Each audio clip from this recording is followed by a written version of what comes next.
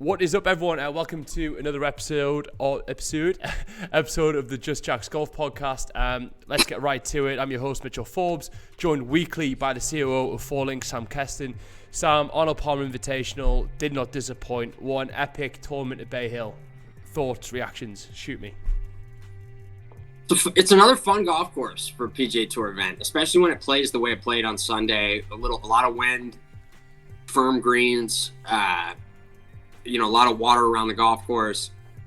Yeah. I think it was a good battle, and a lot of different directions to go. I mean, first off, I'll be the first one to say it. I don't seem to understand Bryson DeChambeau.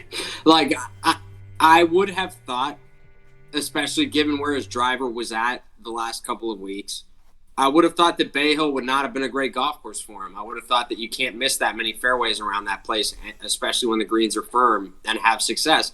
But I would have said the same thing about Winged Foot too, and I would have said that you can't drive the ball like that and still have success. I think DeChambeau drove the ball better, but still not great. I wouldn't say he played from the fairway all day. I would be pretty surprised if he hit more fairways than Lee Westwood did. I don't think he did. It's hard for me to get a pulse on DeChambeau's game. It seems like it suits places I never would have thought it does. He has success places I never necessarily thought he would. But I mean, it was a pretty impressive win. I think obviously those drives on 6 were a lot of fun. Lee Westwood was a tremendous disappointment. So was Jordan Spieth. Those are the two guys I was pulling for. Obviously, Westwood getting like a PGA Tour win this late in his career would have been such a great story. Spieth getting his comeback win, that he's been knocking on the door for the last few weeks, that would have been a great story. Rory would have been a great story. I mean, where do you want to start out of those kind of 4 storylines? Yeah, man. I mean, just personally from the reaction, like my personal reaction, I fucking love that event. I think in terms of a finish, like we had a proper duel for a good 6 to 8 holes. It was pretty clear it was going to be a 2-horse race when you saw there was no one going under par for those last 4 holes, man. So you could pretty much tell at that point, having looked at the previous players on the day, that it wasn't playing easy. What I really respect and loved about Bay Hill this year more than ever, even though it plays like this most years, but I only just really recognised it this year, was it gets progressively harder throughout the week. So it almost lulls players into a false sense of security, and then it's quite receptive on Thursday, and then as the days goes on, especially when the wind picks up, it gets firmer, quicker, harder, and it's an absolute joy to watch a golf tournament where 13 under par, was it? What won the 11 under par wins? It was epic. That's 11 under par on a golf course that's a par 72, where most of pretty much all the par 5s, at least most of the days, depending on the wind, are reachable. So for 11 under par to win on a golf course that's a par 72, that's definitely, that's a 277 is a score that, is going to come in, probably in the 10 highest aggregate totals for regular PGA Tour events this season for sure. Yeah, man, it was a whole lot of fun. I'm not really sure where to start, but I think it's got to be, first of all, this week is the week that I really noticed the fans, and I think everyone did. And it was noticeably different, right? The energy of the tournament was noticeably bigger, better all round than what we've seen previously. Bryson splits opinion, and I've sat on both sides of the fence with Bryson. I've been his biggest supporter, championing change, and I've also been the other side where he sets himself up for failure sometimes with the way he talks, and he's got some annoying characteristics, shall we say, in his slow play, etc. So I've also been a critic of his, but what I will say is it's clear that, this is the first time we're able to see fan reaction since Bryson's evolution, shall we call it, transformation. And it's quite clear that he's brought a lot of energy, a lot of buzz, and a lot of fandom to our sport. So I think, first off, I need to recognise and give him plaudits for that, because watching him, even on the 6th tee, it was like watching a long drive contest. Like, everyone was going crazy. He was celebrating. Like, it was fun. I enjoyed it. And I got a huge kick out of, after Bryson hit, Lee Westwood hits one like 290 down the same part of the fairway and gives it like the sarcastic double fist pump. I thought that was funny. No, that was classy. That was good. And they both walked off the hole with the same score, incidentally. Yeah. So, like, again, I don't get Bryson either in the fact that, yes, being able to drive the ball that distance quite clearly does give an advantage, but golf's a game that remains a game that can be played in many different ways. And, you know, the 6 being the example, I think there was about 160 yards difference between Bryson and Lee Westwood's ball, obviously with that corner, and they both walk off there with the same score. But you've also got to commend Bryson for his fucking putting, man. He rolled the ball beautifully on that last day. Say what you want about his green books and his anchored putter. He rolled it beautifully and holds some really impressive putts. None more so than that last putt of the day to win the golf tournament. And I think it showed what a sort of steely and experienced competitor Lee Westwood is, right? You know, he had the horrible break on 18 when the ball rolled into the divot. He doesn't try and get too fancy. He just muscles one into the heart of the green, gets one down, gets it down into knowing how quick that green is, and puts the pressure on Bryson to go there and win it. And I love seeing that. I think a lot of the young players can take a lot from Lee Westwood. There's a lot to be said in golf from just actually staying there. And that's something that Tiger Woods has done so beautifully throughout his career, is just staying there, right, and not faltering. Other performances, I was pissed off with Rory Mcelroy. I mean, taking 5 off the tee on 6. I know you got to chase it, right? But the thing is, 11 under 1. I know 4 under would have been a hell of a round given the conditions, but you've got to think about, like, I don't know why Rory Mcelroy was taken on that same line. That seemed to be a mismanagement of his emotions in the moment. Having said that, he then goes, and this is a mark of Rory Mcelroy, and this is why it's frustrating me at the moment. He goes and eagles the hole from his third tee shot, where he hits that incredible, 6th shot to about 2 or 3 feet, and then taps it in for a triple he saved? Double.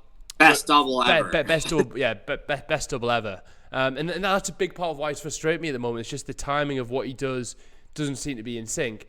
Jordan Spieth, I'm not as frustrated with, because I think it was another excellent performance, another top 5 finish. He didn't get it done, but he had to chase the tournament on a very hard last day. Those last 4 or 5 holes are playing tough. He holds some incredible putts.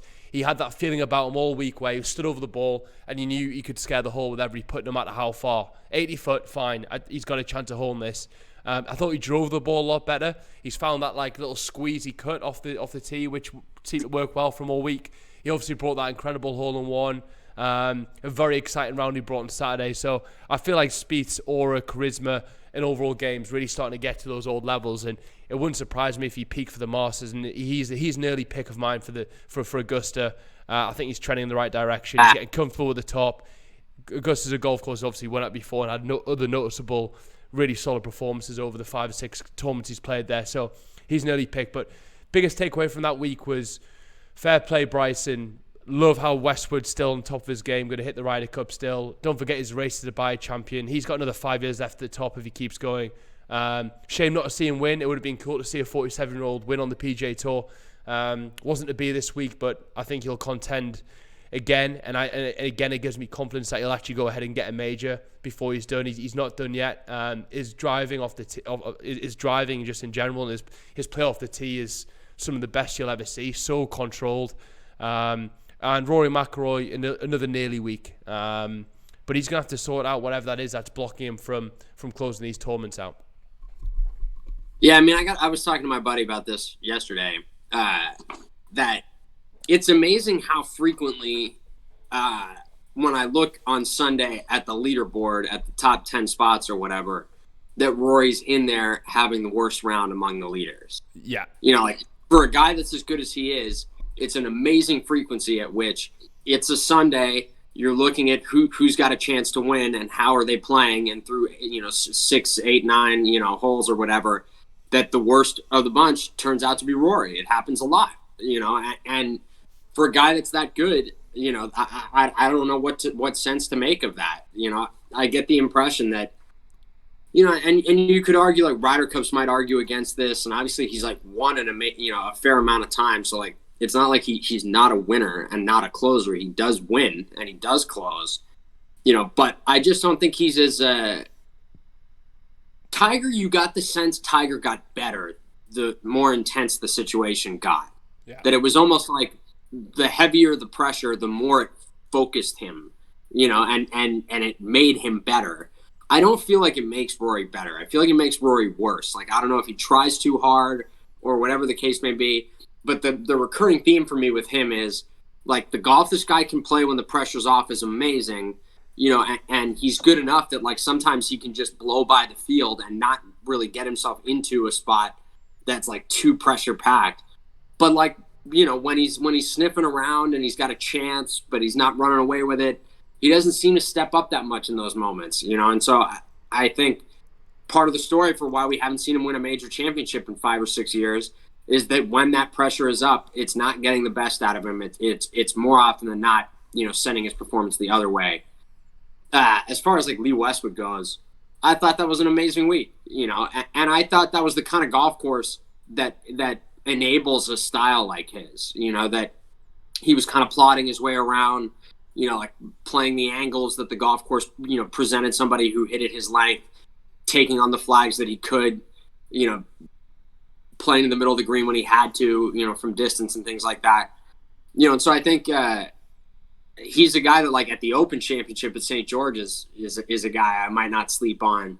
St. George's gave us that one for Darren Clark however many years ago, I think 10 years ago now.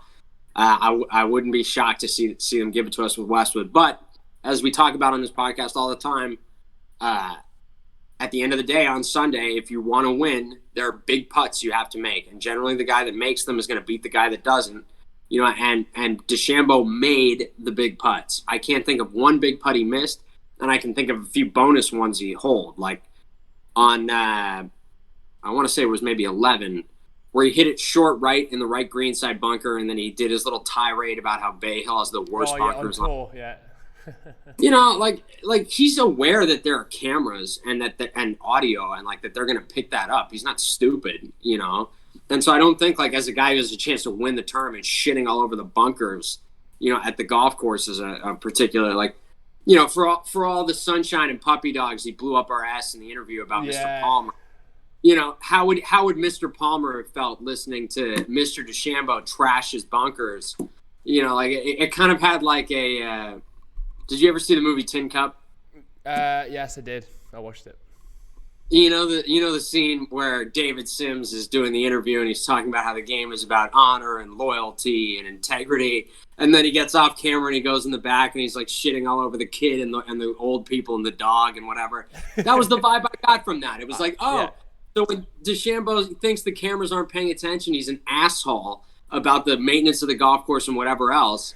But then, when the cameras are on, it's Mr. Palmer this and Mr. Palmer that. It was very Shoot McGavin-esque, wasn't it? Very sort of. It was a bit too coordinated. Probably not the right word. I don't know. A bit like a bit sugar coated, because you came across. You actually shut the bunkers twice in that closing stretch. It wasn't just the once; it was twice. And my argument would be, don't fucking find them then. Like, yes, there was a lot of sand in them. But know what the lie is great on the green. Yeah, they're meant to be penal. The fact is, they're firm greens that have a lot of sloping, and if you're more likely to have a plug lie or a heavy lie in the bunker, guess what? It's harder to control the spin on the ball, which is the fucking point. So, like. Yeah. A tough bunker, a lot of sand in the bunkers, cool. I don't necessarily mind that. The only criticism I would have of Bay Hill, I think, is on 10. It's dogleg right, but the fairway cambers right to left. So even a cut doesn't keep the ball in the fairway. We saw, like, I don't know how the players were meant to keep the ball in the fairway there. Every ball was hitting the left. Was it 10? Are you thinking 15? I think I know the hole you're talking about. I think it's later on. I think it is 15. Yeah, it's like a hard dog leg right, where it looked like DeChambeau took a crazy line, but even that was still. Yeah. It's a hard tee shot, and I think the equipment plays a role in the difficulty of that tee shot. That, like, in the old days, they would say just hit like a spinning cut up against that slope so that the cut moves the way the hole moves, and that you have to put more curve on it. But today's, like, drivers and balls are not designed to curve. They're designed to curve less, not more. And so I think people just don't, like Bubba's a lefty who loves to hit a cut, so his ball would be moving the other way.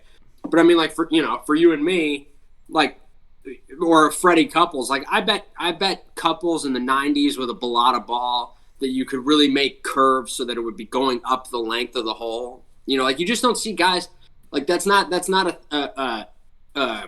like a big piece of driving the ball in the 80s and 90s was, can you make the ball curve with the slope of the fairway and the shape of the hole, so that you were widening the fairway to its maximum possible length.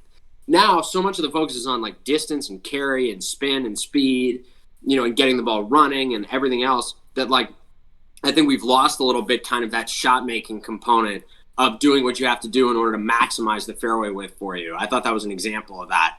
But I do agree with you. That was a hard tee shot. I don't think, like, for all of DeChambeau's complaints, I'd like to see more plug lies in the bunkers. Like, I don't think hitting it in the bunker should be like the place you're rooting to hit it a lot of the time.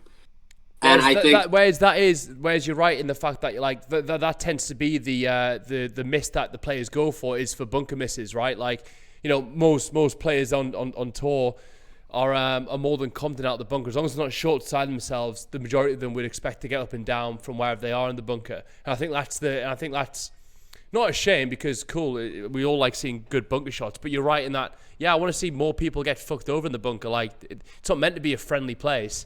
You know, you go to an Open Championship. The Open Exactly. You know, it's one of my favorite things that if you hit it in a bunker, it's a fucking wheel spin on whether you have a chance or not. You know, and you might end up fucked up against the side or whatever, you know, and like some of those things do come down to luck, but you also make your own luck in terms of hitting it in the bunker in the first place. You know, like if you put yourself at risk of having something bad happen to you, sometimes it will, you know. And so I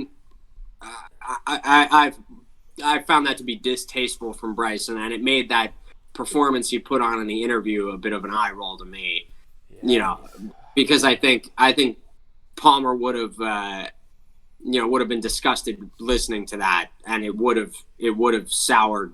I think Arnie wouldn't have forgotten that. I think Arnie would have known, you know, would have had to add a adverse reaction to that. You know, Westwood, if he just that 3-putt at, what was it, 14 or 13? Yeah, he was on the front for bird. He was on the front. He missed a putt for green birdie. Right, he was on the front edge of the green, and he had like a 35-footer, and Azinger gave it like the Westwood speed has been beautiful all day, and then he left it like 10 feet short and missed that, and then he missed that birdie putt at the par 5.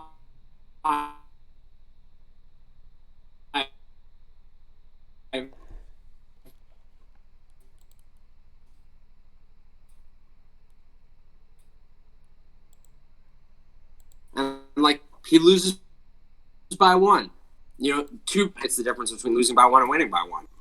Yeah, I mean, but having said that, I did think Lee Westwood did putt well all day. I thought he putted pretty well. Like, you look at the save on 17, that was really impressive.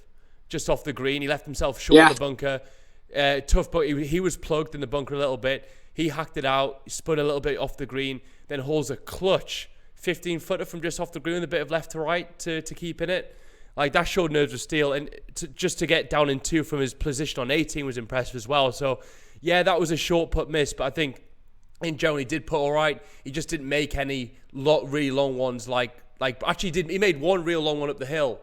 That was fucking epic to see. But apart from that, I can't really think of any long putts he hold. Whereas Bryson got those two bombs in there. That par save being the big one after the complete in the bunker. But it was really fun, Sam, to see a finishing stretch on a PGA Tour event that felt like a major championship. It felt like a Stenson Mickelson, right? 2 players in it, almost like a match play type scenario with severe risk and reward holes, high winds and firm greens, and a crowd. It was fucking. I was engrossed in the golf yesterday. I was like, yes, thank fuck for this. Like, I can't wait for the players this week, man. I think it's a who's who, of course, lined up for the players. Arguably a bigger tournament than the PGA Championship even, and it seems to be getting bigger each year. And I guess the most notable news before we go into picks is that Brooks Koepka will not be taking part. Just when you think he was putting some form together, his knee plays up again. Yeah, I was surprised by that because especially because he'd kind of given us the story about how he's 100% and he's back to feeling better and et cetera, et cetera. So to see him pull out with injury, I was a little surprised by that. Knees are difficult things, though. Knees with the, especially when you so much talk and turn through the ball, like it doesn't take much for something like that to flare up again. And it might not be anything major, but we all know the guy plays for majors, and you just don't want to risk anything going into the Masters. Yeah, and you also, that certainly could be true. And also, like, you never really know what the story is. Yeah. Yeah, maybe his missus got another fucking audition that he needs to take it to or something. Yeah, you just don't know. It could easily be, I'll be, if he shows up next week or whatever, I'll be a little skeptical of that injury being a big deal. He lives in Florida. He's a Florida resident as well, right? I don't know. I think he plays at the Floridian. I think he plays at the Floridian. I wouldn't be surprised. Bears Club. Could be. But yeah, look, it's a star-studded lineup. I can't wait for the players. Obviously, it's a particularly, I guess, memorable event last year, right? Because of course it was the first PGA Tour event that was cancelled. I think was it on the Friday? It was cancelled. It was after the first round. I think it was after the first round, right?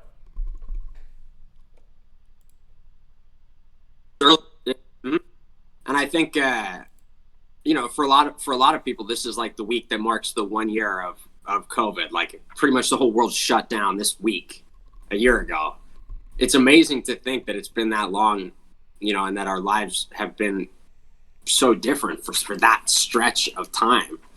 That at the time, I mean, if you had talked to me at this time last year, I would have said like this was a thing that lasted maybe a month, or a month and a half. Like at that time, that was what my, but then as time went on, you started realizing like, oh fuck, like this could take fucking forever to eradicate. And like, it's just been such a, it's going to be the thing that when we're 80 years old, like, I don't know that we're going to look back on a stranger time in our lives than this.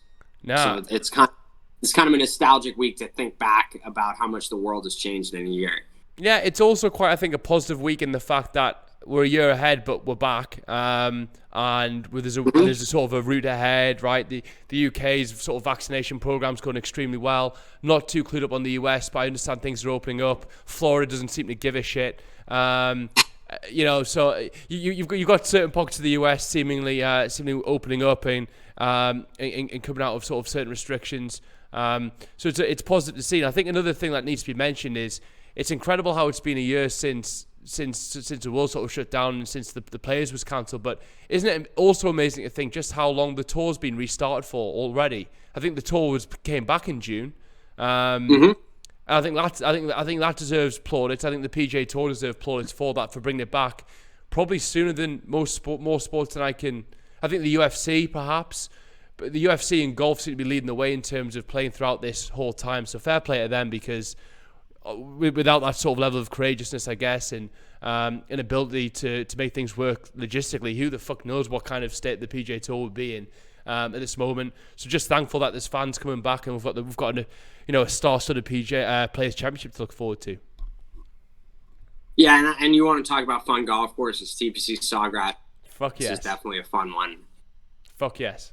I'll say this: I played it for the first time and only time I've ever played it, maybe like 2 years ago, and it was in November. It had just rained, and I remember thinking going into it, I thought the golf course was going to be really hard going into it, and I guess it was when it was soft. I didn't think it was that. I didn't get the impression that it was that. Did you hard. play off the tips? No. But I mean, still, given the length I hit the ball, I don't think the clubs I was playing into the greens were dissimilar. You know what I mean? Okay, yeah.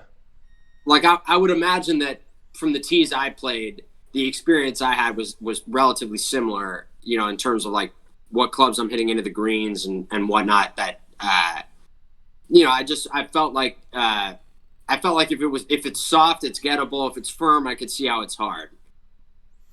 Yeah, absolutely.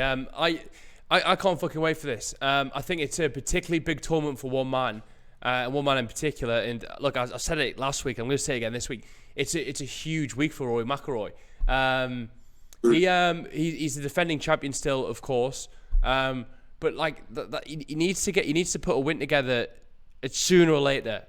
You got to think like this barren run on the regular tour schedule can't go too long when he puts himself in the position that much.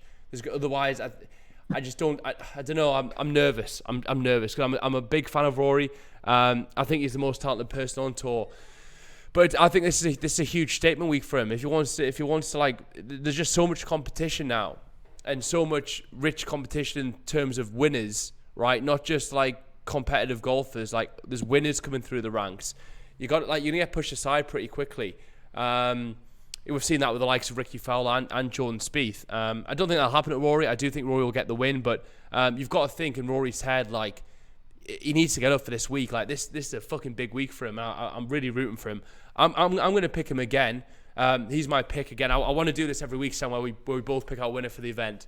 I think it's a tough pick, the players, right? You've got the world's best competing there, obviously. There's a lot of amazing. It's a who's who. Like you can literally pick one of 12 players, I think, who've got a chance to win this thing.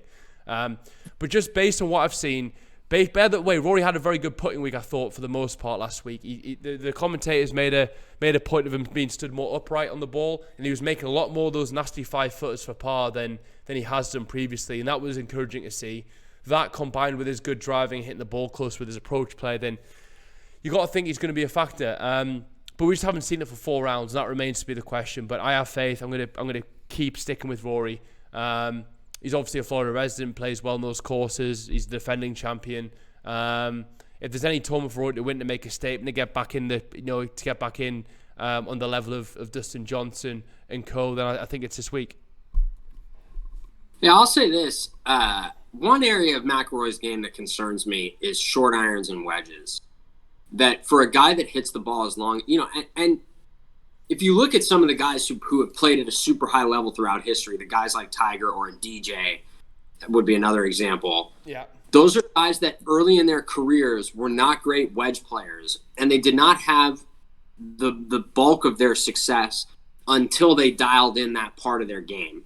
Like with Tiger, it was, the late 90s, kind of before the 2000s, where, his wedge play, I mean, in the 99 U.S. Open, it single-handedly cost him that tournament, that he would have pitching wedges into greens and he could not dial in the distance, that he was so geared towards hitting the ball a long way that when hitting the ball the correct number became, of a premium, his swing wasn't quite as built for that. Then you started seeing him spend some time with Butch and working on that.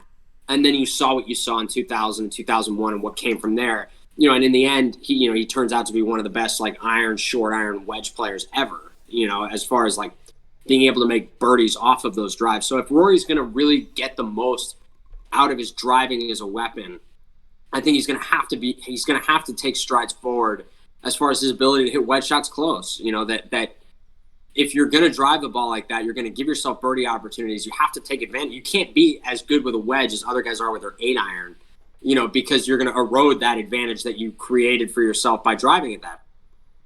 So yeah. I mean, that's not necessarily just a this week problem, but in looking at why does Rory not win more, I might say that could be a part of the story there, is that he just doesn't take advantage of those scoring opportunities. And it's momentum killing. It's like, that's why I think the point is. Yeah, it's like in hockey, when the other team takes penalties, you go on the power play, so you have an extra guy for 2 minutes. When you don't score or you don't create chances on the power play, even though it's like you're not losing ground, you're not giving up goals, you're not gaining it when you know you should be gaining it. And so I think sometimes with Rory, it's a little deflating when he has those wedge shots and he doesn't do much with it. He hits it 30, 40 feet. He hits a lot of mediocre wedges that, you have to imagine in his mind he's thinking 125 yards out, like, this is a birdie opportunity. This can get me up the leaderboard, and that when you don't do it, it's aggravating. So, but I mean, he's, if we're taking the big picture focus and making it small on this week and saying, how do we think he's going to perform this week? The guy's won at the golf course before. Obviously, the 4 par 5s play into his hands. I also think hitting the ball right to left, to my mind, is a help there generally. There are some holes like 16, the par 5, where being able to hook it puts you in good stead. 18 is one of the toughest tee shots on the golf course. Being able to turn the ball right to left there serves you in good stead. 10, I think being able to turn it right to left helps a lot. The second shot in a 9. There's a lot of things about that golf course that suit him. I expect him to have a good week. I was just looking at the weather. The winning score to me is an interesting piece of the equation here, because I think it kind of changes who like what player archetypes do you think have a great chance to win? Is it going to be the firm and fast, that we've seen some years where, 4, 6, 8 under is a good score? Or is it going to be softer where, 12, 14, where people can make the birdies? I think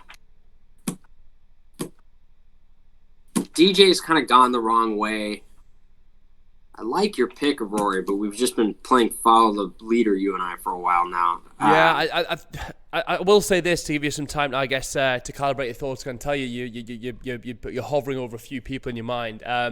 I do think this. I think if there's a one golf course to actually expose a player's inability to play under pressure, it's TPC Sawgrass, right? Especially on that closing stretch, 17, 18. We'll get a good picture where Rory's head's at by the amount of balls he manages to put in the water this week, because that on 6, I was almost angry. I was like, that's almost like a real amateur mistake to put the ball in the fucking water when you can decide the line yourself on that par 5 that you don't need to do what you did, and you did it twice. And I'm like, that's a mental error, and you can't make those errors down the stretch at TPC Sawgrass. Even on 16, you can't. You're still in danger. But particularly on 17, 18, and it'll be interesting to see how he plays those holes. And I'd like to see him take 3-wood more. He's a brilliant player with those woods. I wonder if he takes out the 3-wood on 18, lays back a little bit, but puts it firmly in the fairway. I don't know. We'll see. But I think this will be a telling week of where Rory's head's at, because I can't doubt that he's going to play good golf. He's going to be in the mix somewhere. But I guess, we'll see where he's at. Like you say, he needs to start hitting his wedge play, his wedges closer, and taking advantage of his driving distance and his driving accuracy. But I did see some adjustments in his putting last week, which I enjoyed. I'm hoping for a good week from him. See, he's definitely my pick. Have I bided you enough time to make your pick, Sam? Your outright winner. I mean, it's a who's who. It's fucking hard. Yeah, it's a great field. You've given me enough time, whether or not. Yeah, enough. I'm not sure. I get closer to pick. I'm gonna let the wish be the father of the thought. I'm gonna go with Jordan Spieth. I'm gonna say that this is the week. He's been knocking on the door. His game is obviously there. He hasn't put all the pieces together yet, but maybe a big stage like the Players Championship, some fans back out there. I really thought Sunday was going to be the day he did it. I thought that those conditions kind of suited the type of game he likes to play well, where pars were going to be good, where he didn't have to shoot a crazy low score. I thought that was going to suit him. And it's been a good month. Where week in and week out, he's shown a lot of form. And if the winning score doesn't turn out to be 14, 16 under or whatever, I think Spieth makes a few too many mistakes. If the winning scores are reasonable, like 6, 8, 10, 12 under, I think that those mistakes you can get past. When the winning scores are 16, 18, 20 under, you make one double, it takes you 3 birdies just to get yourself back to where, you would have been otherwise. So I think the harder it plays, the more it's going to play into his hands. But I'm gonna pick with my heart this week. Yeah, I actually really like that pick, because I'm sort of tickling the golf sort of purist inside me, and I'm thinking that would be some way to establish yourself back into the winner's circle.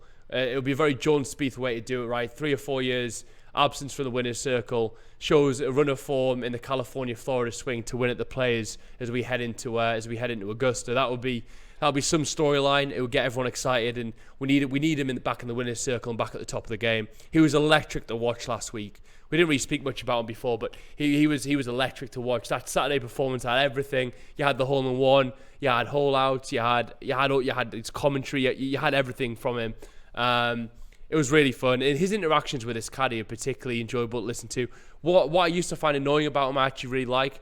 I've really come to like that side of it. I love the commentators have actually learned to shut up. Radar, Wayne Riley, he whenever he's commentating and Jordan Spieth's taking a shot, he shuts the fuck up just in case we can get some gold from his interactions with his caddy.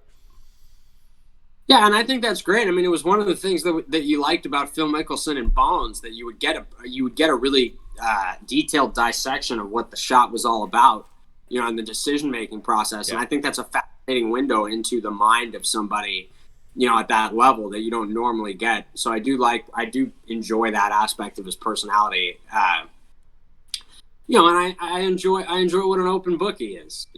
He seems like as honest and authentic a guy as there is. And so it is nice to get that sneak peek out of him. I also think that TPC Sawgrass is a golf course that rewards a guy who can play around the greens, and I definitely think that Spieth can do that. It's those green surrounds are complicated. You can get yourself into some really awkward and tricky spots where you need to use your imagination to get yourself out of it, hit different types of shots around the green. So I think that'll serve him in good stead. I don't think length is a crazy factor there, so I don't think I don't think it's going to matter that much that he's giving up some yards to guys like Bryson. But I mean, the list of people who can win this tournament is long. The field is stacked. The golf course, sets up in such a way that I don't know that it necessarily favors any one particular style over another. You look at the guys who have won there; it's a complete hodgepodge of different player types. So it's hard to say there's like one particular, archetype that makes you successful there. Yeah. Another guy I wouldn't necessarily sleep on is Tony Fenow. Yeah. He's been so good lately.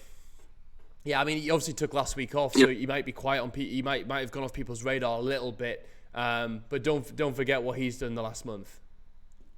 Yeah, he's been great at times. And what a great story, Fenow winning the Players' Championship after so many near misses. Right, that would be some storyline. I feel like we've had a frustrating year given the circumstances, and I really feel like now there's some real interesting really interesting storylines amongst the players with some real depth, right?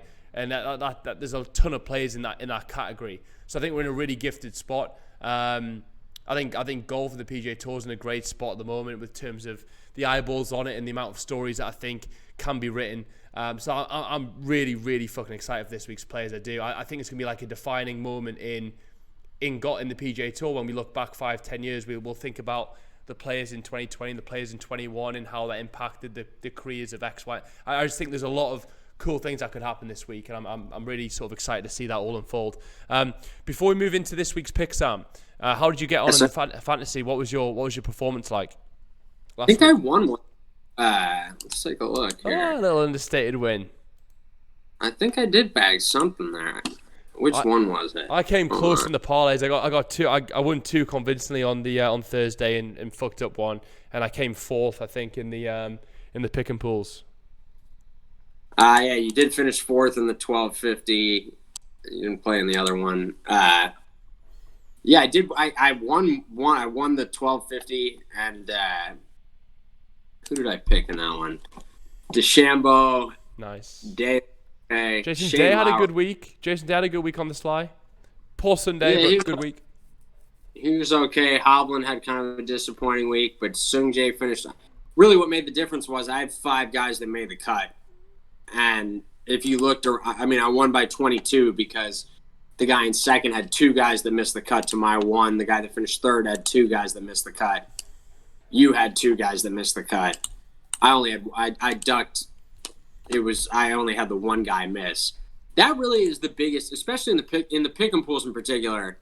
That's the biggest difference. Is do you have the how many guys do you, especially at a tournament like that one where the bad scores were going to be bad, like 6, 7, 8 over.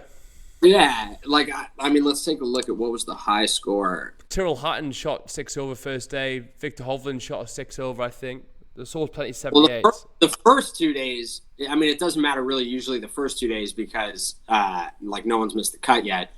But if you had like a guy that withdrew after the first round, you would have gotten saddled with Robert Gomez's 92. Did you see that? No. So Robert Gomez is a past champion. Yeah, he's the one who held it when Greg Norman was winning, right? He got the eagle and won. Yeah. Which, by the way, does it get more classic Greg Norman than that? Poor guy. Sucker punched. Yeah. So anyway, he shot a 92, but refused to sign the scorecard. He ended up getting disqualified. That way, like, the score didn't go down in the record books. So it was just kind of a Bush League move. But in any case, the high score on Sunday was 84 from Jazz. Jane. He had a hole-in-one that week as well. Yeah, it was a bit of an up and down week for him.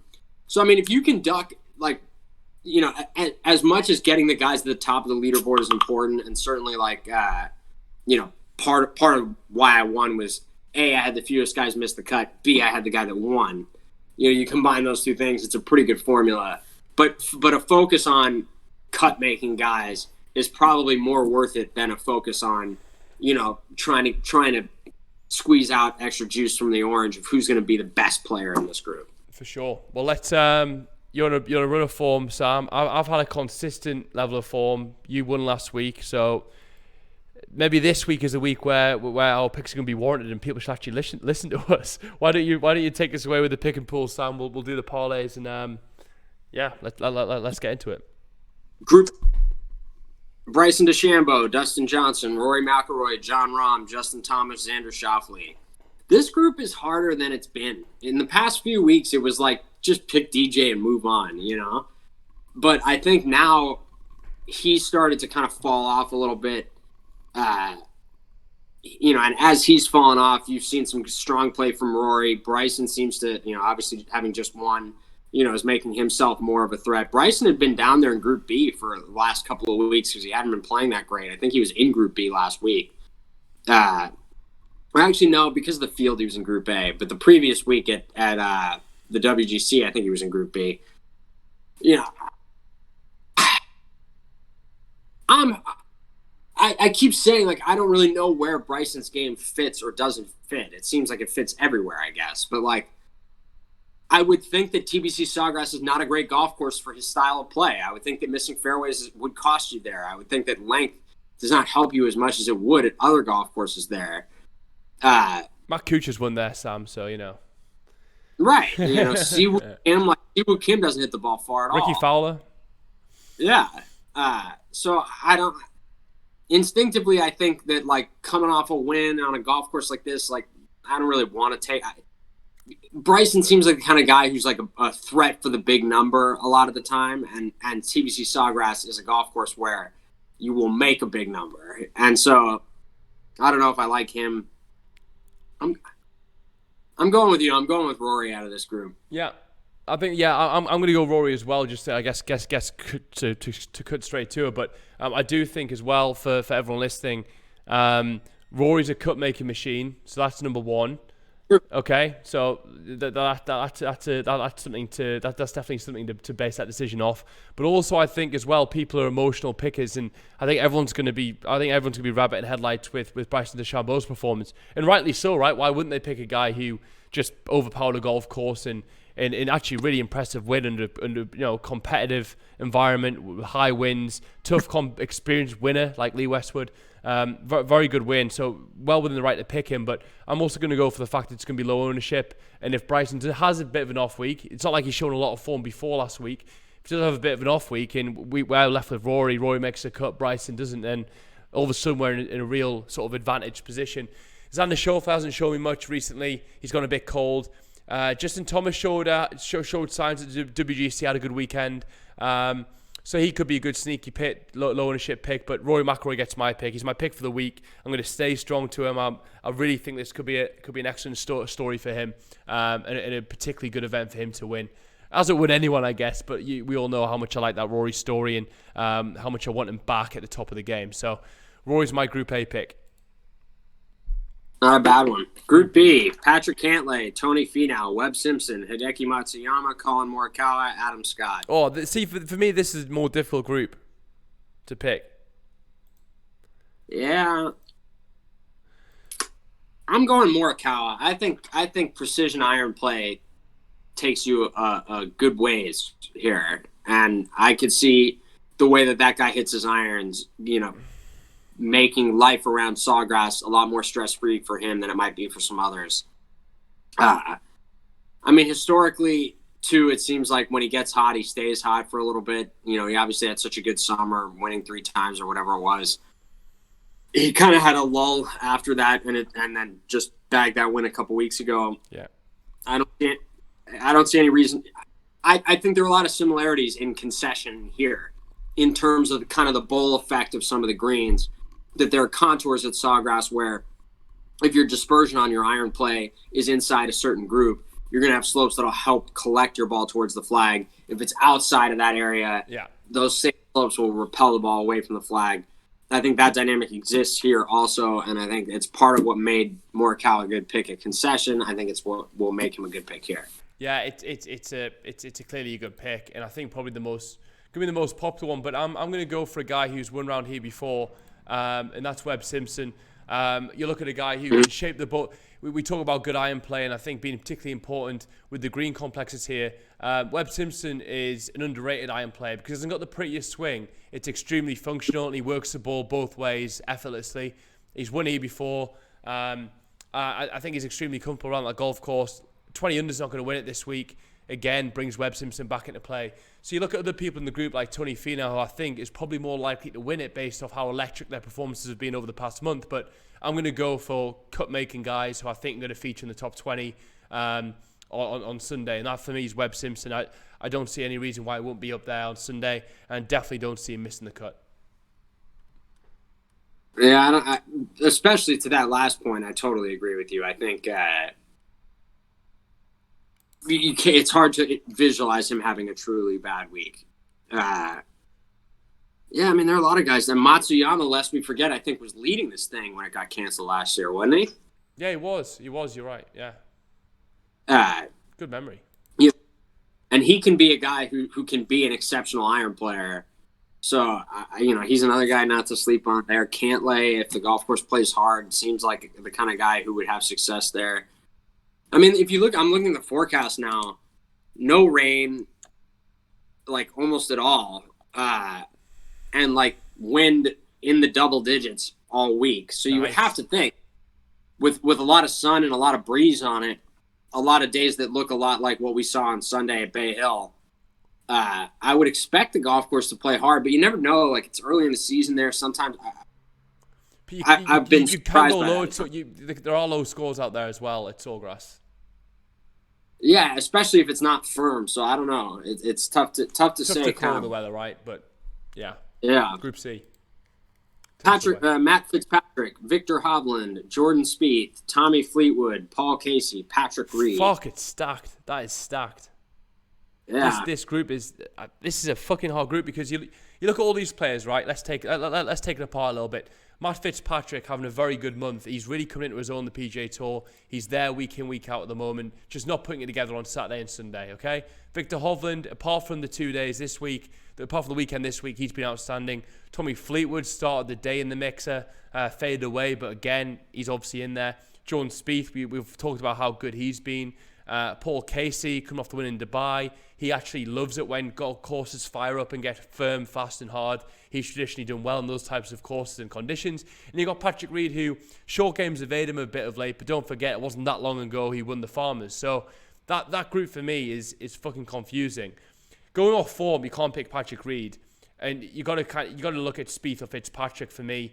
Fleetwood, I don't think he'll miss the cut, but if you look at sort of consistency and performance, play too bad last week either. Sorry, Fleetwood didn't play too bad last week. He was. I think he was 8 under in the final going into the final round. So he was thereabouts. Made some impressive par putts early on to keep him in it, but faded away. But there's other guys in that group who have had better levels of performance for longer periods of time. So I think out of that group, Fitzpatrick, Spieth, and Hovland are your three. Hovland had a poor weekend. Does that factor into his confidence this week? I don't think so. He's too young, fiery, and happy-go-lucky to let that affect him. But Spieth, for me, gets the pick. Like I said, I really would enjoy that story of him coming through to win the Players. So I'm going to let my heart ride that pick, but I think there's a good case for 5 out of 6 of these players, actually. Yeah, I think so too. I mean, if you look at the styles of play in this group, it's a lot of good iron players, good short game guys. You know, like Fitz is a little bit of both. Hovland's more a good iron player than he is a good short game guy. Spieth's a little bit of both. Fleetwood's more of a good iron player than he is a short game guy. Same with Casey. Reed maybe a little bit more so the other way. But all 6 of these guys are kind of in the mold of what you would think would make you successful around this golf course. I mean, if my pick to win is Spieth, I'm going with Spieth. Yeah. But it's a stacked group. I mean, it's stacked. You know, and the tough thing about Sawgrass is that because of the danger that lurks around so many of the holes, it's not like you don't have to play that poorly to miss the cut. You can have 30 bad minutes, and that's enough. You know, for sure. You have maybe one hole on Thursday and one hole on Friday. You know, where you make a double or a triple or some kind of whatever, and bang, you're out of it. You know, so I think. It's going to be a week where I think there will be some surprises in terms of who the golf course catches, but I just love where Spieth's game's at. I like where his head's at. He's trending the right direction. You got to feel like he's getting things together before Augusta. The only thing that's missing, right now is can he get back to the winner's circle? And I think if he just keeps putting himself there, eventually he will. Group D. Max Homa, Maverick McNeely, Daniel Berger, Doc Redman, Patrick Rogers, Scotty Scheffler. Well, there's some miscuts in this one. For sure. Yeah. I mean, guys, I would kind of put a line through Patrick Rogers. I would put a line through Doc Redman. Those guys have some promise, but they haven't really made good on it just yet. Maverick McNeely and Scotty Scheffler are kind of like similar to those two guys, but a step forward. You know what I mean? Yeah. And like, Maverick McNeely and Scotty Scheffler take a step forward from there. Then you have Homa and Berger. To me, the pick comes between Homa and Berger, and I think Homa's just showed more form lately, so I'm going to go with him. You're right in that, but Berger hasn't been that bad of late. He came back in the 4 a few weeks ago, and I'm not liking how similar our picks have become. So out of pure spite, I'm going to pick Daniel Berger, although Homa probably makes the most sense at this point. Yeah, I'm going to go Berger. And you look at, I was going to say ability to win. I mean, that's a shit point because obviously Homer just went and got done a Genesis, so I can't say that anymore. And he's become a much better player of late. But out of pure spite and competitiveness, I'm going to go Daniel Berger. I also think that this group, the winner ain't coming from this group. And I think if you look at all 6 of the groups, maybe only Group F is likely to have more missed cuts than this group. So I don't think Berger's such a bad guy. He's probably less likely to miss the cut than Homa is, which I think maybe makes him a better pick, but it's easy to say now once I hear you make it, right? Group E. I'm going to pick first as next group so you can so I get the choice because okay. I want the emotional advantage on this hole. Tyrrell Hatton, Sergio Garcia, Lee Westwood, Francesco Molinari, Ian Poulter, Justin Rose. Francesco Molinari had a completely off week. If you watch his performance on Thursday, he was shite. Justin Rose withdrew early in the final round, back injury. Then you look at Sergio Garcia, who has got sublime ball striking, but he's got some the skeletons in his closet predominantly belong at Sawgrass. If you remember a few years ago, I think when Tiger won, when he hit maybe 3 balls in the water on 17. And then you've got Tyrrell Hatton, who had a terrible Thursday, but came into his own and actually did very well to get back up the leaderboard. And you've obviously got Lee Westwood, who contended and looked brilliant. And what you also forget about Lee Westwood is he lived in Florida for the longest time. He lived there for like 10, 15 years. So of course he's familiar with the Florida swing and Floridian courses. And you actually got to like a player from the British Isles for this event with the winds. These guys are brought up playing windy golf courses, firm golf courses. So don't be surprised to see Ian Poulter do well here this week. Don't be surprised to see Sergio and Hatton doing well. Rose, I'm not sure if he's going to actually get the start. Depends on that injury. And Molinari had a bit of an off week. But I'm going to go Lee Westwood. You're contending at the highest level in difficult circumstances last week, and yeah, I can't see that evading him the very next week with a player of his stature. He's played actually very consistently over the last year, really. Lee Westwood has. He's having a good time of it. I think he's definitely going to make it into the Ryder Cup. I expected to see him at least have a made cut week this week. Yeah, it's funny. It's a pretty amazing compliment to Lee Westwood. I'm with you. I'm taking Lee Westwood in this group too. It's a pretty amazing compliment to Lee Westwood to be the pick in this group. Tyrrell Hatton is like one of the top 5 players in the world. Yeah, he's world number 5. He's world class. Yeah. And Westwood is, to me, like it doesn't even feel like a crazy pick to take him over Hatton. Are you not completely stoked and excited as a purist golf fan who as a fan of the PGA Tour and of world golf, you coming up watching golf, you saw how many majors Lee Westwood contended in. You watch all those old Tiger major videos. Lee Westwood's nearly in all the fucking final groups or final 3, 4, 5 groups. He's been there so many occasions. He knocked Tiger Woods off the world number 1 spot in 2010. People sleep on Lee Westwood, but he's a world-class player with a world-class career who lacks a major. And it's so exciting to see him play some of the best golf he's ever played and really using his head and plotting his way around the course like a steely veteran. And I'd love to see him get another high-profile win. He's our generation's Colin Montgomery. Oh no! Don't you dare tarnish him with that brush. That's an insult. That's an insult to the man. Well, it's come on. He's better than. He's had a better career than Colin. He's got over 40. I think he's got 45 wins. Yes, he's the nearly guy with the majors, but I don't really like Colin Montgomery, to be honest. Colin Montgomery winning like 7 consecutive orders of merit on the European Tour. Yeah, that's fair. I wouldn't be. If you go and look at worldwide wins, I wouldn't be surprised if Colin Montgomery was neck and neck with Lee Westwood. You don't get to win 6 or 7 orders of merit without winning some European Tour event. You're completely substantiating your choice. You obviously made plenty of Ryder Cups. Fucking stud in those. I don't think Monty ever lost in singles. Monty's won 31 European Tour events. Yeah, and I don't think. I mean, I'm pretty sure. I'm like 95% sure that Colin Montgomery's never lost a singles match in the Ryder Cup. If he's lost one, it's like 1 of 10 or something like that. You are absolutely right. Although Lee Westwood's got 47 worldwide wins, he's got 25 European Tour wins against Colin Montgomery's 31. Fair fucks to you, Sam.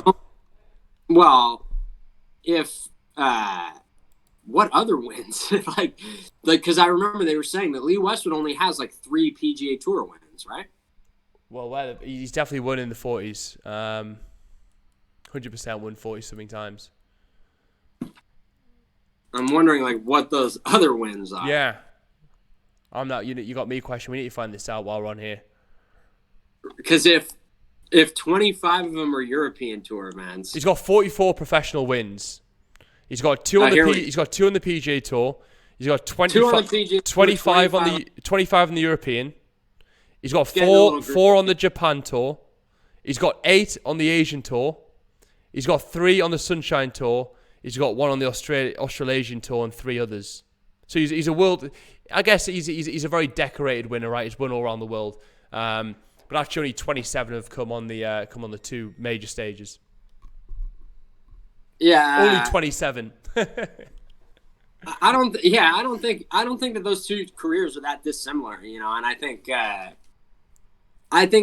and like with Monty, like in 2006 at that Wingfoot US Open, like I would love to see Monty make good, I wanted him to win that tournament, for all those years of heartbreak and almosts and everything else, I would love to see Westwood get if not a major, a big win, one big PGA Tour win like this.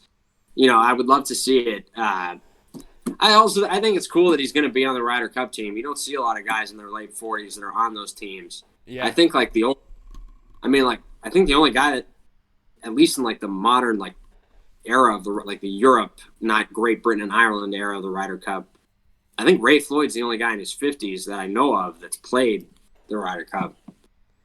So it's cool that he's going to be back there. For sure. And I can't he won't be. But I would love to see him further. And actually, I want to make a comment. Like I probably didn't appreciate this enough because I joined Close House as a member between 18 and 19 for a year, which is Lee Westwood's affiliated golf course. And I remember I've seen him there quite a few times. I watched him drive the golf ball practicing on his own for ages. I never quite grasped just how lucky I was to witness that because I didn't really see Lee Westwood resurgence to that point. Amazing career, like of course well decorated at that point, absolutely. But to see him come back into the four is amazing. So shout out to Close House, amazing golf facility. If you're in the northeast of England, that part of the world, Close House is a very good place to go and play some good golf. Yeah, it's I respect his game. I respect what he's doing right now. I love seeing the old guy still hanging around, still making noise. I love that storyline. I loved it with Freddie Couples. I'm still rooting for it with Phil. I love seeing it with Westwood. I liked it with VJ. I think it's just part of what makes golf such a great game. Oh man, yeah. That guy at 47 or whatever. There's no other sport where there's some who might argue this is a knock on golf, but there's no other. You're not going to see a 47-year-old Michael Jordan. Tom Brady might be 47 and win another Super Bowl, but maybe he's great. Yeah, he's gaining on it. I mean, that in particular is amazing. What is he, 42? 42 and he's winning Super Bowls. He's fucking stupid. Pretty good. And Dwayne Wade comes to mind, but you're right. They're few and far between, right? And I think was it the Honda? Was it the Honda 2 years ago? VJ nearly won. Yeah, that was. See, the Florida Swing does produce events that the veterans can win when it gets firm and windy. Yeah, I think that's absolutely true. And that speaks to kind of what those conditions, like the skill sets that become valuable in those conditions, that all of a sudden now, like what's between your ears and kind of your like judgment and decision making and ability to manage yourself and the ball around the golf course, like those become much more important factors as opposed to like no wind, soft greens, bomb and gouge, try to make everything you can. I definitely prefer the style of golf that brings out those kind of guys. So Group F, Jason Day, Ricky Fowler, Gary Woodland, Matt Kuchar, Phil Mickelson, Bubba Watson. Fucking tough, Sam. This is each one of these picks is it's like a ticking time bomb. Like they could all win. I would if any of those guys won, I wouldn't be that surprised, but it wouldn't surprise me if they all missed their cut as well.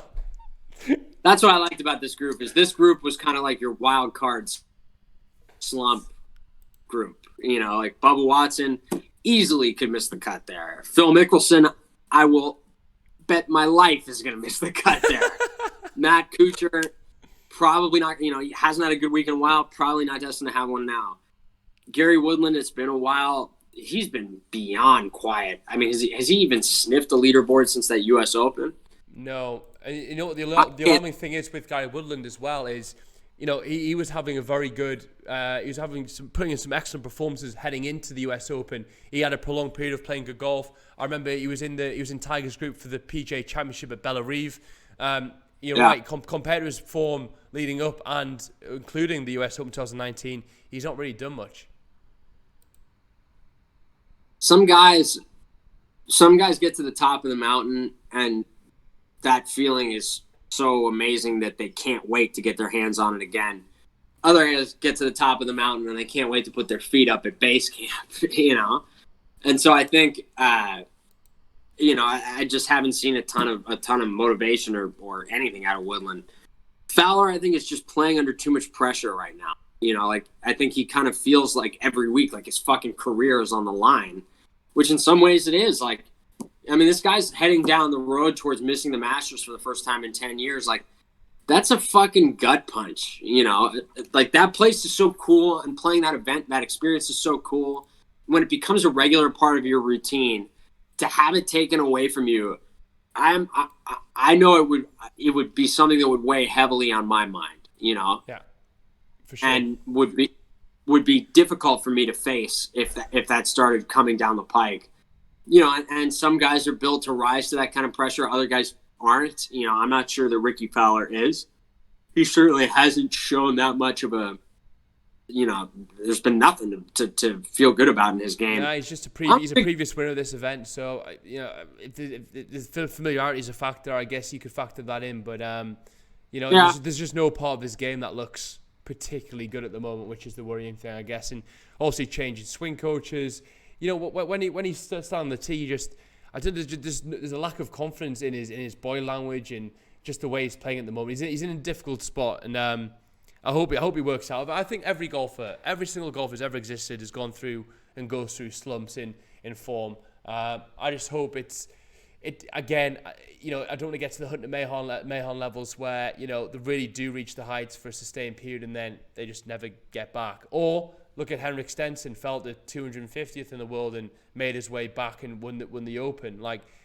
Paul Casey fell to the face of the earth for years, comes back. So it's not uncommon in a player's career, especially at the age Ricky's at, where he's already been an established tour player for 10 plus years. He's got all the money he'll ever need. He's obviously got he's married, etc. He's got a family life starting. It's hard to sustain those top levels, especially when you've got so many talented guys coming through the ranks. So yes, everyone's talking about Ricky Fowler's poor form and missing the Masters, but in the context of a golfing career, it's to be expected. And I just hope he can. Nick Faldo took the piss on Twitter last week saying, good job, Ricky missed. He'll be happy he missed the cut last week because I'll give him another 6. There'll be another time to shoot another 6 commercials or something. And as harsh as it was. True. Yeah. Yeah, as harsh as it was. And you know what it is? Like, Nick Fowler's an absolute legend of the game, but, I can't get away with a lot of what he says. He is a bit annoying and his jokes are a bit shit. But I did like that one because although it's annoying that I came from Nick Faldo and it was a bit harsh, a bit below the belt, he's not entirely untrue. Yeah, and you know what? I'm done giving analysts a hard time. Really? Really? You said really? No. But let me finish. For just saying what they think, even though it might be unpleasant. Yeah. I think one critique I've always had, and one of the things that people hated about Johnny Miller or whatever, that way too often there's a little too much of a photoshopping of the reputations of these guys, that's going on that telecast. You don't hear a lot of guys, who are cutting to the truth of the matter, without necessarily a regard for the player's feelings, and so I liked seeing Faldo. That's an honest statement from Faldo, and a pretty good point that Ricky, the commercial, it's kind of like Anna Kournikova, that the commercial appeal has exceeded the golf course success by a pretty wide margin for most of his career, and so, it's not a cheap shot at him, to say that hey, look, this focus on your commercial prospects has come at the cost of your golf game. Is that a crazy thesis to have? I don't think that it is. And with kind of a snide remark. Yeah, it was kind of a snide remark. But I'll take more of those, not less, from the guys on TV. I forget who it was, but he was talking about I think it was Zinger yesterday, and he was talking about I want to say it was McElroy, but it could have been somebody else. He was talking about he was bending over backwards. He was trying to say that the guy, when the pressure was on, was not living up to it, and he just kept repeating, "I don't want to say he's choking. I don't want to say he's choking." And it's like, well, just go ahead and fucking say it. Yeah, it's your job. If he's choking, he's choking. There are guys, plenty of them out there on the PGA Tour that fucking choke. And there are guys that pressure finds their weakest point, and there are guys that crack, and it doesn't make you an ass. If you're a commentator, no more so than saying a stock is a dog. If you're an analyst on the PGA Tour, to say that a player, your evaluation of his performance under pressure is poor, you can't be afraid to say that. You have to be willing to call that like it is, even if it doesn't win you the affection of these people. Yeah, you can't. Is it as a pundit, you can't just spend your whole time sitting on the fence. There's a difference between being calculated and well substantiated with what you've got to say. and just being fucking boring. You're an analyst, a commentator. People listen because they want your opinions. They want an entertaining opinion. The players shouldn't take anything personally from any of the comments the commentators make in the studio, because it's their job to commentate on what they're doing at that time and call it how they see it. It is by no way a reflection of their character, so to speak, or if they like them as a person. And I think you're right. I think a lot of commentators are still sort of in awe of the celebrity of being involved in those ranks. And if they call out Brooks, or they shit on Dustin Johnson, or make a poor comment about Rory Mcelroy, and then see these guys 3-4 hours later, they almost feel awkward about it, right? And I don't know. It's almost like they try and protect their relationship when they see these guys week in, week out. But it should be kept separate. Like, that's it.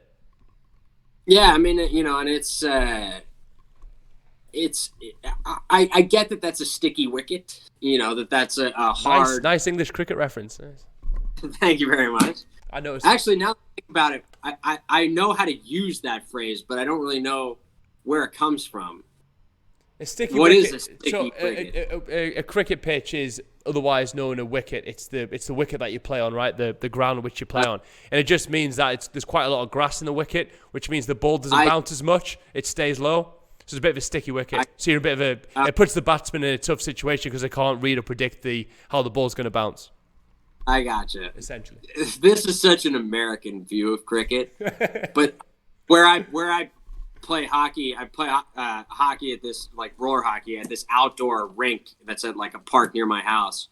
And every Saturday morning when I go out and play on the baseball field that's next to it, there are people playing cricket. And I always think to myself, expat, surely. And I always think it looks like a lot of Indian guys. Oh, fair play, yeah.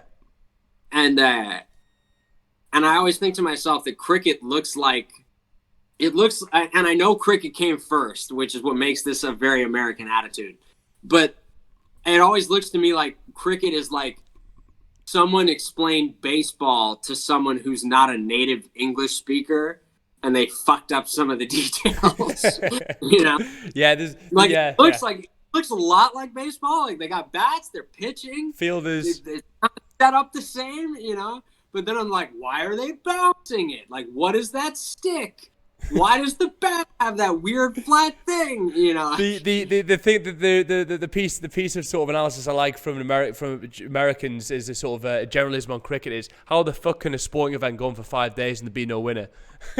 Yeah, which is cool, but you can also it's almost like a novel, comparing a novel to a comic book, right? Like there's beauty in a long form story as well. The individual battles and the duels and the undulations and the wicket changes, like golf, the conditions change over the course of the days, and the weather's got a big part to play. It's very strategic. Very strategic game. You'd probably be into it. There's a lot of similarities to draw between your enjoyment that I've noticed of golf and cricket. You seem to enjoy the analytical side of golf, right? The weather, the conditions, the pressure, like which way the fairways are going, the angles, the greens.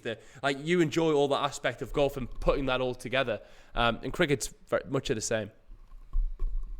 Maybe one of these days I'll have to check it out. Check it out. It's good. I think. How did we get on this subject? Where did we? We're still in the groups. Let's finish off Group F. Jason Day is my pick because he's the only guy who's shown any little bit of form. Let's head over to the parlays before we continue talking about cricket to American listeners. All right, let's pull it up. There's a lot of good parlays here, Sam. But let's go with the first one because the first parlay is already mouth-watering in Dustin Johnson, Bryson DeChambeau.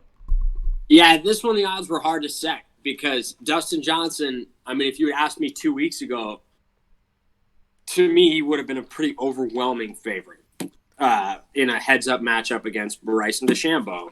But right now, we have him at minus 125, Bryson DeChambeau minus 105. That's pretty close. I mean, if you're translating that into like percentage odds, that's pretty close to like 52-48, 53-47 maybe. Somewhere in that neck of the woods. It's a slim gap. Dustin Johnson has not played well the last, starting from that Sunday at Riviera to his last, I don't think he played particularly well at Concession, and he didn't play last week, right? Yeah, I think he had a pair of 78s at Concession, and he he didn't putt very well at all even though he won in Saudi Arabia, he didn't putt very well, and he was missing everything left at the Genesis.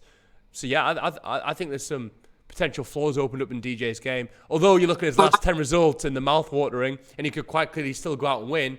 I don't want to ship him too much given the run of form he's had. He's number one player in the world for a reason. But you're right, if you're looking at immediate form over the last 3 weeks, there's certainly some holes appearing in DJ's game. Maybe he's gone away and fixed them, maybe not. But I mean, like, it's hard not to pick Bryson when he had such a consistently good week last week, and he's been putting the ball so well. And as fucking ugly as it is, DeChambeau seemingly can putt. I can't believe it. Yeah. When you watch it, you can't believe it. Right, but he can putt. And he deserves a lot of credit for that because, like, I for sure early, as recently as like a year or two ago, my buddies and I like wouldn't bet on him because he couldn't putt, and we got so sick of watching him not putt. Now he, I can't think of a makeable putt that of a putt you would expect him to make that he missed, and I can think of a number you didn't expect him to make that went in too. So I think at the end of the day, if you're on the fence between two guys and the odds difference isn't crazy, just take the better putter. Absolutely. Voiceover on. No, hold on. Voiceover on. Let's go. So are you going Bryson and DJ? Yes, I'm going to go with Bryson over DJ. Okay. Next, we've got Rory McIlroy, Jon Rahm. I'm going to go straight away. Rory McIlroy gets my pick. He's my pick for the week. Jon Rahm, although been playing good golf, I don't know. I think Rory knows a good start this week is particularly important. And I just found he's in a little bit better form, but again, it's another tight one. Yeah, Jon Rahm, like I don't know, the guy seems to do what he does like under the radar for me. I can't think of the last time he won, though. I'm sure if you told me when it was, I would be surprised. Did he win? Is he won on the European Tour this year? I fucking don't know. I watch that much golf. There is more recently than I think. You know what I mean? When did he last win? He last won. Let's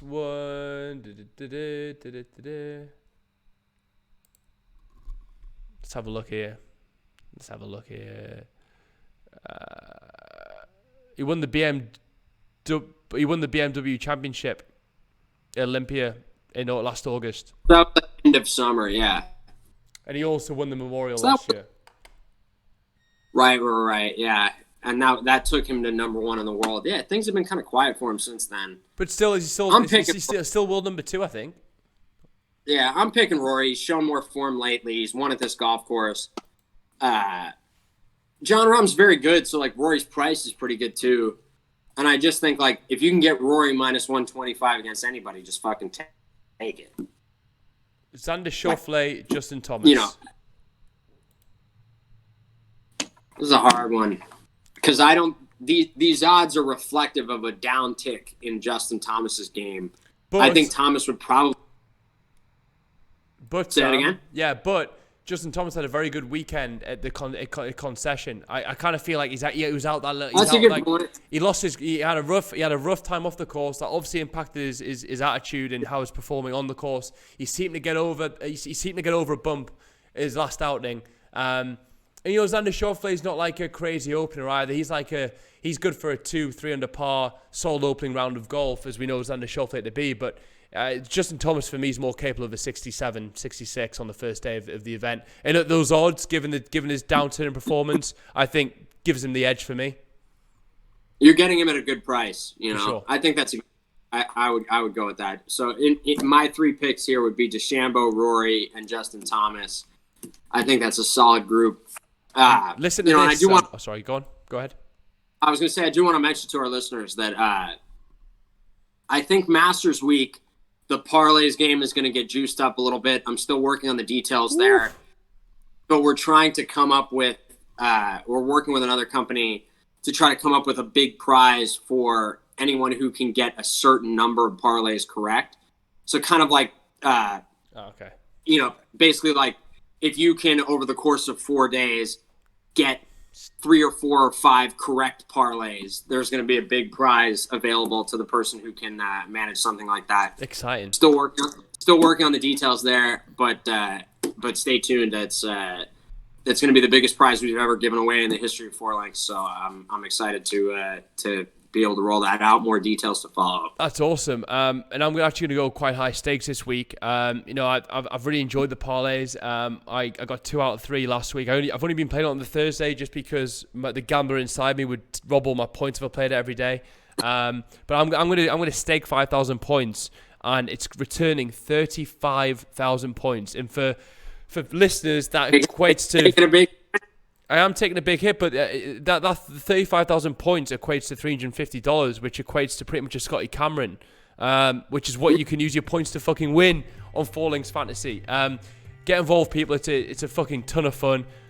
Sam, thank you once again for your time, buddy. Always a pleasure. Can you just stay on the line as well? I want to run something past you very, very briefly.